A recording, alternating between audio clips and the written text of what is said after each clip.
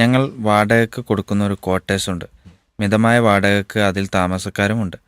അതിൽ ഒരു സാധാ കിണറും ഒരു കുഴൽ കിണറുമുണ്ട്. രണ്ടിലും നന്നായി വെള്ളവുമുണ്ട്. സാധാ കിണറിലെ വെള്ളത്തിന് എന്തോ പ്രശ്നമുണ്ടെന്ന് പറഞ്ഞ് കുടിവെള്ളം താമസക്കാർ അടുത്ത വീട്ടിൽ നിന്നും കൊണ്ടുപോവുകയാണ്. അതിലുള്ള മനപ്രയാസത്താൽ അവർക്കൊരു പുതിയ കിണർ ഉണ്ടാക്കി കൊടുത്താലോ എന്ന് ഞങ്ങൾ ചിന്തിക്കുന്നു. പുതിയ കിണറിന് ബാങ്കിലെ പലിശ പൈസ ഉപയോഗിക്കാമോ? 4 ഫാമിലി അവിടെ താമസിക്കുന്നുണ്ട്. താമസക്കാരോട് ഞങ്ങൾ ഇതിൻ്റെ പേരിൽ വാടക കൂടുതൽ വാങ്ങുന്നില്ല. കിണർ ഉണ്ടാക്കാൻ താമസക്കാർ ഞങ്ങളോട് ആവശ്യപ്പെട്ടിട്ടുമില്ല. എന്താണ് ഇതിൻ്റെ വിധി എന്നുള്ളത്? അവിടെ നമ്മൾ മനസ്സിലാക്കേണ്ട ഒരു കാര്യം, ഈ പലിശ എന്നുള്ളതിൻ്റെ ഗൗരവം ചോദ്യകർത്താക്കൾ കൃത്യമായിട്ട് മനസ്സിലാക്കുന്നില്ല എന്നുള്ളതാണ്. 7 മഹാപാപങ്ങളുടെ കൂട്ടത്തിലാണ് പലിശ ഇസ്ലാം ഉൾപ്പെടുത്തിയിട്ടുള്ളത്. അള്ളാഹുവും അള്ളാഹുവിൻ്റെ റസൂലും യുദ്ധം പ്രഖ്യാപിച്ച സംവിധാനമാണ് പലിശ എന്നത്. പലിശയുമായി നമുക്ക് നേരിട്ട് ബന്ധമുണ്ടാകുന്ന അവസ്ഥകളിൽ നിന്ന് എത്ര കണ്ട് വിട്ടു നിൽക്കാൻ കഴിയും അത്ര കണ്ട് നമ്മൾ വിട്ടു നിൽക്കുകയുമാണ് വേണ്ടത്. എന്നാൽ നമ്മൾ ജീവിക്കുന്ന ഈ നാടും നാടിൻ്റെ സാഹചര്യവും വെച്ച് നമുക്കൊക്കെ ബാങ്കും ബാങ്ക് അക്കൗണ്ടുകളും ബന്ധപ്പെടുക എന്നുള്ളത് നിർബന്ധമാകുന്ന അവസ്ഥകളുള്ളത് കൊണ്ട് തന്നെ പലപ്പോഴും നമ്മുടെയൊക്കെ അക്കൗണ്ടുകളിൽ പലിശകൾ വരാറുണ്ട് എന്നതൊരു സത്യമാണ്. അങ്ങനെ വരുന്ന ഈ പലിശയെ എന്തു ചെയ്യണമെന്ന് പറഞ്ഞെടുത്ത് പണ്ഡിതന്മാർ പൊതുസമൂഹത്തിന് ഉപകാരമുണ്ടാകുന്ന രൂപത്തിലുള്ള കാര്യങ്ങൾക്ക് വേണ്ടി അതിനെ നീക്കിവെക്കുക എന്ന് പറയുമ്പോൾ അവിടെ ഒരിക്കലും തന്നെ നമുക്ക് അതിൽ നിന്ന് വ്യക്തിപരമായി കൊണ്ട് ലാഭമുണ്ടാകുന്നൊരു കാര്യത്തിനും അത് ഉപയോഗിക്കാൻ പറ്റില്ല എന്നതാണ്. പൊതുസമൂഹത്തിന് ഉപകാരം കിട്ടുന്ന കൂട്ടത്തിൽ ചിലപ്പോൾ നമുക്ക് ഉപകാരം കിട്ടിയെന്ന് വരാം. ഇപ്പോൾ നമ്മൾ ഒരു പൊതുവഴിക്ക് വേണ്ടി എന്താക്കുന്നു, പലിശയുടെ പണം ചെലവഴിക്കുന്നു. ഒരു പൊതു കിണറിന് വേണ്ടി അത് നന്നാക്കുവാനോ അല്ലെങ്കിൽ രണ്ടാമത് ഒരു പുതിയ കിണറുണ്ടാക്കുവാനൊക്കെ വേണ്ടി നമ്മൾ പണം ഉപയോഗിക്കുന്നു. അതിൽ നിന്ന് പൊതുജനങ്ങൾക്ക് കിട്ടുന്നതിൽ ഒരവകാശം നമുക്കും കിട്ടും. നമ്മുടേതാണെന്നൊന്ന് ചോദിച്ചാൽ നമ്മളത് അല്ലതാനും. എന്നാൽ ഇവിടെ ഈ ചോദ്യത്തിൽ തൻ്റെ പ്രോപ്പർട്ടിയിലുള്ള തൻ്റെ ക്വാർട്ടേഴ്സിൽ അതിൽ താമസിക്കുന്ന ആളുകൾക്ക് പ്രയാസമുണ്ടാകുമ്പോൾ അവർക്കതിന് പരിഹാരമുണ്ടാക്കി കൊടുക്കൽ തൻ്റെ ബാധ്യതയാണ്.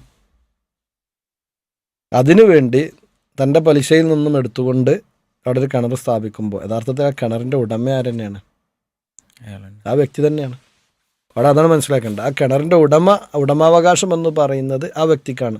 അതിൽ നിന്നും ഉണ്ടാകുന്ന ഉപകാരം മുഴുവനും ആർക്ക് തന്നെയുള്ളത്? അതും ആ വ്യക്തിക്ക് തന്നെയാണ്. അതുകൊണ്ട് അത്തരം തൻ്റെ പറമ്പിൽ തൻ്റെ ആവശ്യത്തിന് വേണ്ടി എന്നുള്ള നിലക്ക് അല്ലെങ്കിൽ തൻ്റെ ക്വാർട്ടേഴ്സിൽ ജീവിക്കുന്ന ആളുകളുടെ ആവശ്യത്തിന് വേണ്ടി എന്നുള്ള നിലക്ക് എന്താക്കാൻ കഴിയില്ല.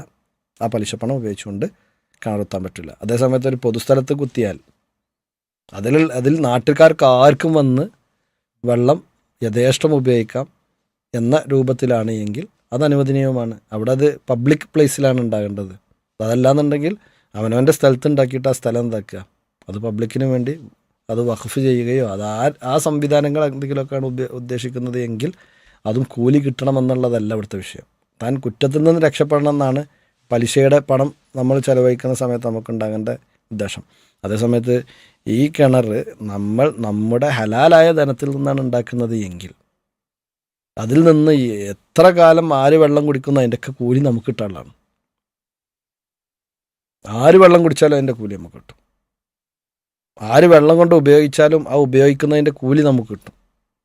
അത്രയും മഹത്തരമായൊരു കാര്യത്തിന് നമ്മൾ ഇത്തരത്തിലുള്ള സംവിധാനങ്ങൾ ഉപയോഗിക്കുമ്പോൾ നഷ്ടമാകുന്നത് നമ്മുടെ പ്രതിഫലങ്ങൾ കൂടിയാണെന്നുള്ള കാര്യം നമ്മൾ മനസ്സിലാക്കണം. നേരത്തെ പറഞ്ഞ പൊതു കിണറിനും പൊതു കക്കൂസിനും വേണ്ടിയൊക്കെ ഉപയോഗിക്കാമെന്ന് പറയുന്നത് തന്നെ എന്തുകൊണ്ടാണെന്ന് വെച്ചാൽ കൂലി കിട്ടാതിരിക്കാനല്ല, വേറെ മാർഗ്ഗമില്ല എന്നുള്ളതുകൊണ്ടാണ്. ഈ പണം ചെലവഴിക്കാൻ വേറെ വഴികളില്ലാത്തത് കൊണ്ട് അത് ആളുകൾക്ക് കൂടുതൽ ഉപകാരപ്പെടുന്നിടത്തേക്ക് ഉപയോഗിച്ച് കഴിഞ്ഞാൽ ആളുകൾക്കത് ഉപകാരപ്പെടും. കാരണം അത് ആളുകളുടേതാണല്ലോ, ആളുകളെ അടുത്തുനിന്ന് അനർഹമായി പിടിച്ചെടുത്ത സാധനമാണ് ഈ പലിശ എന്ന് പറയുന്നത്. അതുകൊണ്ട് അത് ആളുകളിലേക്ക് തന്നെ അതിൻ്റെ ഫായ്ദ എത്തുക എന്നുള്ളതാണ്.